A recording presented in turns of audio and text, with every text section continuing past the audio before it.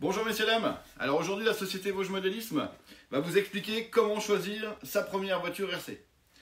La première voiture RC, bien souvent, avant de l'acheter, on se pose énormément de questions, ce qui est tout à fait normal, parce que il y a une offre qui est énorme, que ça soit au niveau de la taille, que ça soit au niveau de la motorisation, que ça soit au niveau de l'aspect, grosse roue, petite roue, voiture de piste, un 10e, un 8e, un 5e, un 16e, un 12e, etc. etc. Donc, je vais vous détailler un petit peu ça, en essayant d'être le plus pratique possible, d'accord? Et surtout, pour pouvoir vous aiguiller correctement quand vous êtes sur notre site internet ou ailleurs, pour pouvoir prendre vos décisions et vous poser les bonnes questions. Hein. Donc, la première des questions, c'est où est-ce que je vais rouler avec la voiture télécommandée que je cherche. Voilà. Si jamais vous roulez sur de la terre, des cailloux, des sauts, enfin, dans un terrain de cross pour faire des sauts, etc., le mieux c'est de partir sur du monster truck, du truggy, du crawler, en sachant que le crawler c'est fait pour faire du franchissement. Vous voyez, on vous en avait un là. Donc c'est vraiment fait pour monter partout. L'idéal pour rouler dans la terre, les cailloux, faire des sauts, etc., c'est tout ce qui est grosse roue, donc monster truck, truggy, vous voyez, vous en avez un là, là-bas, buggy, voilà, vous avez des gros buggy comme ça aussi, ça vous pouvez rouler un peu partout avec ça, monster truck. Par contre, vous ne pouvez pas, bien entendu, rouler dans des cailloux, dans de l'herbe, avec des petites voitures comme ça, vous voyez, ça c'est des petites voitures pour rouler sur du macadam, ça va très vite, et c'est uniquement macadam. Pareil pour ce type de véhicule-là. Vous voyez, la belle Corvette Traxxas, ça, on ne peut pas aller rouler dans la terre, par exemple. On va rouler uniquement sur le macadam. Pareil avec une voiture comme ça. Vous voyez, une belle réplique américaine. Voilà. Ça, c'est uniquement macadam. Piste. Après, vous avez voilà, les gros monster truck. Hein, ça, c'est du monster truck Coralie. Avec la grosse roue, le skater. Donc ça c'est pareil, on va pouvoir rouler partout, on va faire des sauts, etc. Le Winmax de chez Traxxas. Ça c'est une bombe atomique. Super produit. Super produit. Voilà. Après vous avez les petits produits sympathiques pour les enfants. Qui sont très sympas. On va pouvoir régler la vitesse. Des petits monster trucks comme la MTX de chez E-Model. Boîte française E-Model basée sur Toulouse, pièces détachées, on a tout ce qu'il faut. Vous avez également la Buster de chez T2M, pareil, T2M c'est une boîte française également. Ça c'est l'idéal pour des enfants débutés. Il y a des adultes qui débutent avec ça, mais bon, voilà. C'est pas vraiment fait pour un adulte et on arrive vite au bout. Qu'un enfant, entre 6 et 16 ans, il va s'amuser avec des voitures comme ça, il va s'éclater même.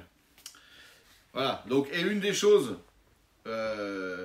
qui doit impérativement venir dans votre tête, c'est est-ce que cette voiture a des pièces détachées de rechange? Ça, c'est très très important. Croyez-moi, mon expérience, il faut pouvoir changer les pièces de votre voiture. Ça fait partie du modélisme, la casse. On tape, on casse, on répare, on nettoie. Enfin bref, le modélisme, c'est ça. Donc, il faut arrêter de penser qu'on va acheter une voiture même à 800 € et qu'elle est incassable. Ça n'existe pas. Les voitures sont maintenant fabriquées avec des matériaux très solides, d'accord? On a vraiment des voitures de super conception, très solides, mais il y a de la casse, ça fait partie du modélisme. Donc comme il y a de la casse, avant de faire un achat sur un site internet ou dans un magasin ou autre, renseignez-vous s'ils vendent des pièces détachées.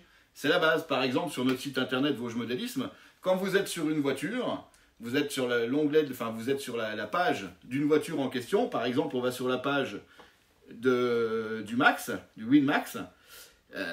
Vous avez un petit onglet un peu plus bas en dessous du prix qui s'appelle pièces détachées et accessoires. Vous cliquez là, vous allez voir toutes les pièces détachées de la voiture.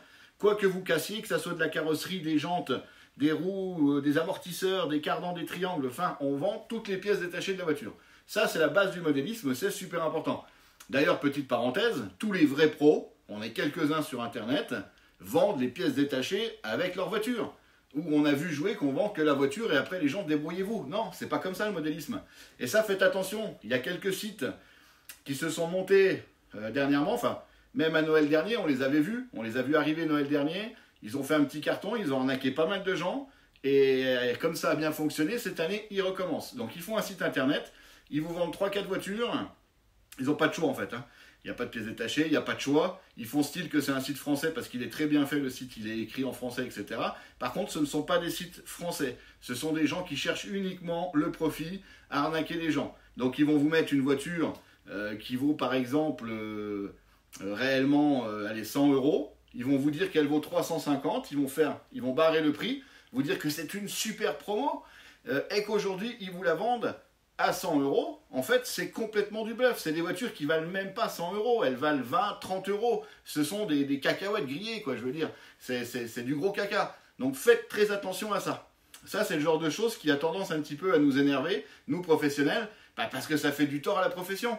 Forcément, vous avez des gens, ils vont acheter une voiture télécommandée, ils se font arnaquer, parce qu'en plus, des fois, d'après les avis qu'on avait vus l'année dernière, parce que leur système d'avis est faux sur leur site internet. Par contre, si on tape le nom du site avec arnaque dans Google, par exemple, eh bien, on trouve des gens qui se sont fait avoir. Donc, il y a des gens, ils sont carrément pas livrés. Vous voyez, ils se font arnaquer en plus parce qu'il y a certaines personnes, ils se font même pas livrer de leur voiture. Donc, d'une, ils se font arnaquer parce que la voiture, elle est pourrie. Deux, si jamais ils cassent une pièce, eh ben, la voiture, ils la jettent parce que personne ne vend ce type de véhicule-là. Enfin, voilà, il faut vraiment faire attention à ça. Donc, on ferme la parenthèse sur ça.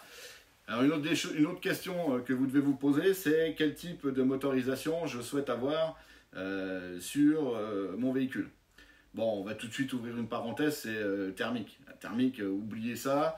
Voilà, la thermique, c'était très bien il y a 20 ans en arrière. C'est des voitures qui font énormément de bruit, qui consomment énormément, qui sont très difficilement réglables pour les personnes qui commencent dans le modélisme. Et il faut arrêter de penser que le thermique va plus vite que l'électrique, c'est complètement faux. Maintenant, l'électrique va aussi vite, si ce n'est plus vite, que le thermique. Donc là-dessus, déjà, on oublie le thermique.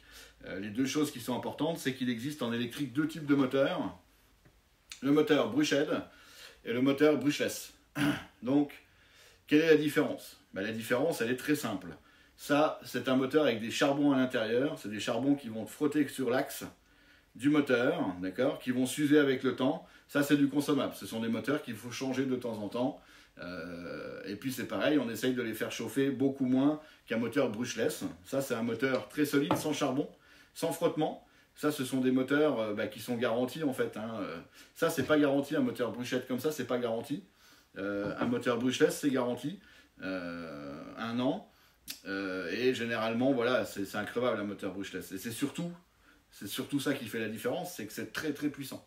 On a beaucoup plus de puissance sur une voiture avec un moteur brushless qu'avec un moteur brushed. Voilà. Donc ça, c'est les deux questions qu'il faut se poser. Est-ce que je veux de la puissance, en sachant qu'avec un moteur comme ça, on va rouler entre 20 et 35, 40 km/h. Voilà, on ne pourra pas aller plus vite, hein, guère plus vite. Hein. Même si on change les pignons, etc., pignons, couronne, enfin, on va gagner, mais bon, pas beaucoup. Avec un moteur comme ça, bon, on va pouvoir monter à 120 km/h. Oui, 120 km/h. Alors, pas sur tous les véhicules, hein, bien sûr, mais sur certains modèles. Alors, c'est pas forcément 120 pour tous. Hein. Voilà, on peut. C'est une histoire, en fait, de pignon moteur et de couronne principale. C'est souvent ça qui fait la vitesse de votre voiture. Ainsi que le moteur, bien entendu. Hein. Donc, avec un moteur brushless, on va pouvoir monter jusque 100, 120 km/h sans aucun problème. Voilà. La taille des véhicules, ça aussi c'est important. Vous voyez, là on a mis un panache de voitures, différents modèles. On a mis donc du Monster Truck, voilà. On a mis du Crawler, voilà. Monster Truck, Truggy, Monster Truck, Truggy, Buggy, voiture de piste,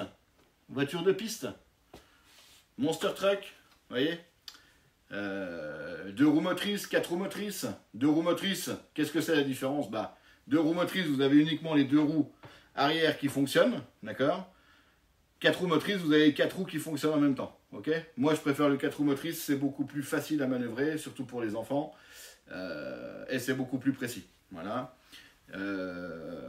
La taille des véhicules, donc c'est ce que je vous disais, c'est que ça, bon, là vous avez plein de tailles différentes. Vous voyez, vous avez de l'1/8, ok. Le Buster comme ça, je sais plus, c'est 1/10 T2M. Ouais. Donc voilà, vous avez tout type de véhicule. Vous avez ici de l'1/12. Voilà. 1/76. Enfin bref, tout ça pour vous dire qu'il existe plein de tailles. C'est des voitures à l'échelle, d'accord? Comme la Corvette là, par exemple, qui existe réellement en vrai, enfin la taille, ça a été fait par rapport à l'échelle de la vraie voiture. Voilà. Par contre, il n'y a pas de règle. Chaque fabricant fait un petit peu comme il veut. Ok? Alors les fabricants sont très honnêtes là-dessus. Bon voilà, il y en a, elles sont un tout petit peu plus grosses qu'elles devraient. Bon voilà, comme Traxxas par exemple. Vous voyez, ça c'est une 1/10 pour Traxxas.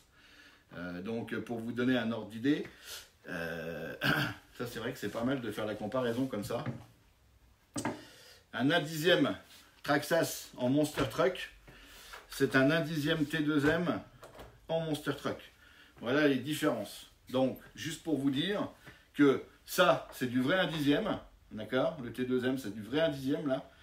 Ça c'est un 1/10 surdimensionné, surboosté. Voilà.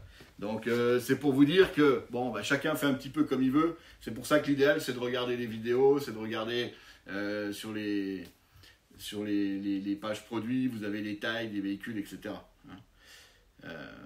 Donc c'est pareil, le crawler. Le crawler c'est aussi super bien. C'est vraiment une autre façon de faire du modélisme. Le crawler c'est un véhicule qui est prévu pour rouler partout, pour faire du franchissement. Vous voyez ?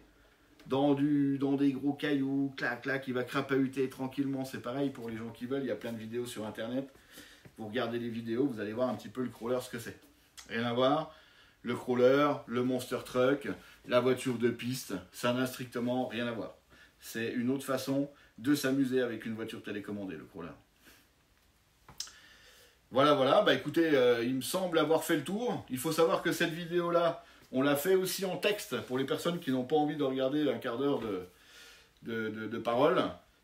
Vous pouvez aller sur le site internet, on a une rubrique trucs et astuces où on explique plein de choses, les pannes, enfin plein de choses. Et on a fait également une rubrique comment choisir sa voiture RC, hein, radiocommandée. Donc vous pouvez la suivre, la lire, et puis ça vous permet d'avoir toutes les informations que je viens de donner là, si ce n'est plus. Hein. Et bien je vous remercie messieurs dames et je vous dis à très bientôt, bye bye.